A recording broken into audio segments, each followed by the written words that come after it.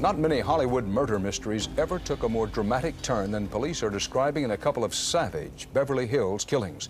Police say the motive was apparently money, a $14 million inheritance to be shared by the brothers. I think one of the Beverly Hills detectives described it as one of the most brutal crime scene he had ever seen in his life. I've been in this business for over 33 years, and I've heard of very few murders that were more savage than this one was.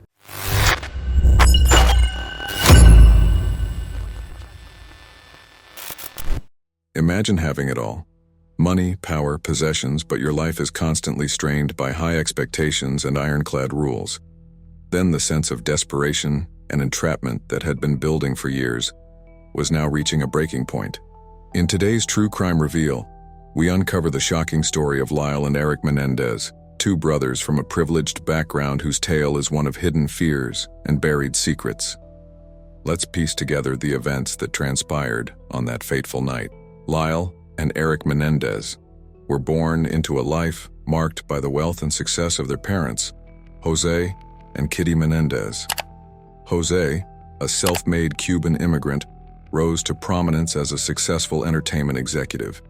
His pursuit of goals and insistence on excellence shaped the family dynamic and greatly impacted their relationships. Kitty, on the other hand, was a former beauty queen turned homemaker, whose own struggles with mental health and substance abuse made motherhood more complicated. While their upbringing undoubtedly influenced them, the Menendez brothers also grappled with the intense pressures of their privileged lifestyle.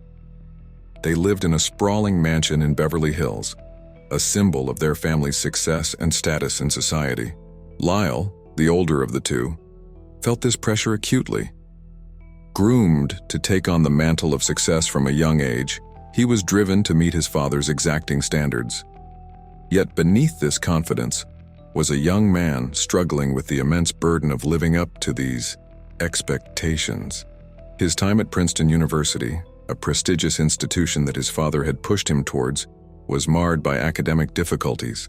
The pressure to succeed not just for himself, but for the family's legacy, weighed heavily on him. Erik, on the other hand, was more sensitive and introspective.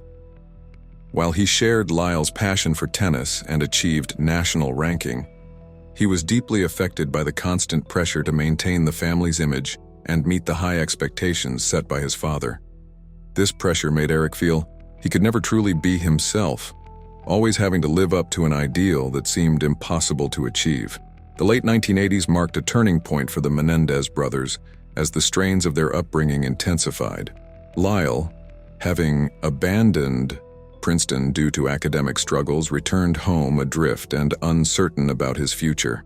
The brothers' actions became increasingly reckless. Lyle especially exhibited open defiance, engaging in activities that directly challenged his father's ideals. His extravagant spending on luxury items seemed a deliberate provocation against their controlled upbringing. The brothers' relationship with their father grew increasingly strained as José Menendez struggled to maintain control over his sons. The more José tried to impose his will, the more Lyle and Erik resisted. Over the years, the Menendez brothers felt even more isolated emotionally and physically. All of a sudden, the Menendez household was no longer a place of simmering tensions, but a pressure cooker on the verge of explosion. On the evening of August 20th, 1989, Lyle and Erik Menendez were consumed by fear, anger, and desperation. They made the horrific decision to confront their parents in the most brutal way possible. As night fell, José and Kitty retreated to the den of their Beverly Hills mansion to unwind. It was here, in the perceived safety of their own home, that the brothers chose to execute their plan. The sheer violence of the attack was staggering. The brothers fired multiple rounds, ensuring their parents were truly gone. Lyle and Erik attempted to cover their tracks. They discarded their shotguns along Mulholland Drive and returned home, where they called 911 in a frantic state. Beverly Hills emergency? Yes, police. What's the problem? Someone killed my parents. Pardon me? Someone killed my parents. When police arrived at the mansion, they were confronted with a horrific scene. José and Kitty Menendez lay lifeless. The brutal nature of the scene led investigators to believe it might have been connected to José's business dealings, possibly involving organized crime or a disgruntled associate. Everybody said it was a mob hit. Because it was so brutal. It really was like a scene out of the Godfather movies. In the days and weeks that followed, Lyle and Erik's behavior began to raise suspicions. Despite the horrific nature of their parents' deaths, the brothers quickly started spending large sums of money, seemingly without grief or hesitation. They went on a spending spree. They started spending the money as if it was water, as if they'd been desperate for that kind of money.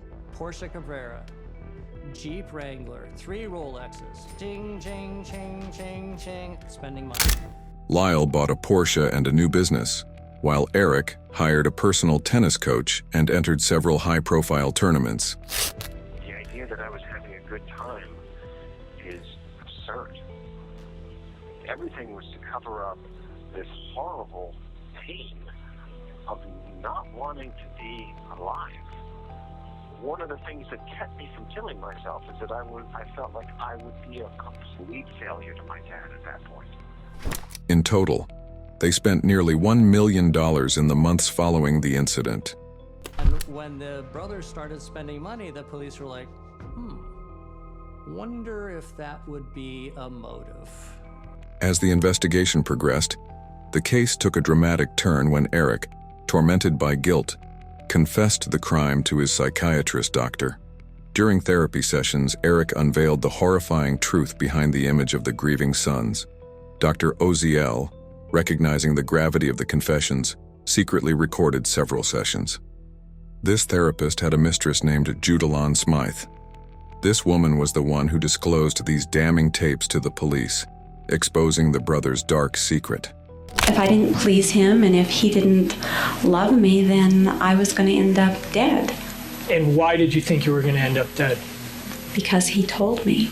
And did he say how you were going to end up dead?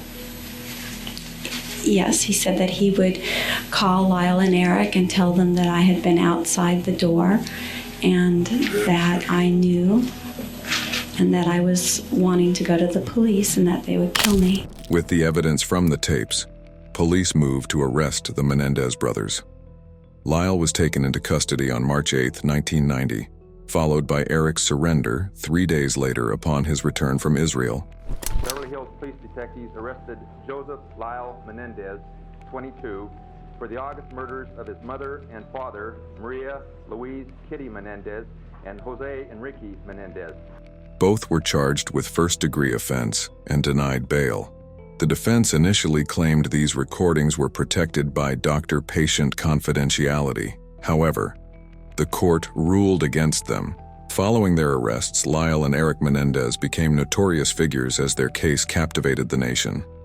Their trial, beginning in July 1993, was a media sensation, broadcast live on court TV. Millions were glued to their screens, eager to witness the unfolding drama. On August 20th, 1989, did you and your brother kill your mother and father? Why did you kill your parents? Because we were afraid. The defense, led by high-profile attorneys, took a controversial approach. Rather than portraying the brothers as cold-blooded offenders, they painted a depressing picture of abuse. They argued that the brothers slayed their parents in self-defense. Erik's graphic testimony detailed the alleged physical and inappropriate assault, while their mother was portrayed as an enabler. They claimed their lives were in immediate danger. The prosecution presented a contrasting narrative. They argued that greed, not fear, drove the brothers to slay their parents for their vast fortune.